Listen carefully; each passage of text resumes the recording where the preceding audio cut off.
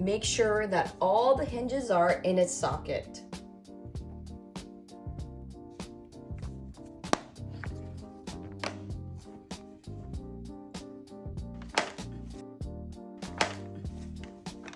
You put in one side and then you bend the panel a little bit and you can pop it back in like that.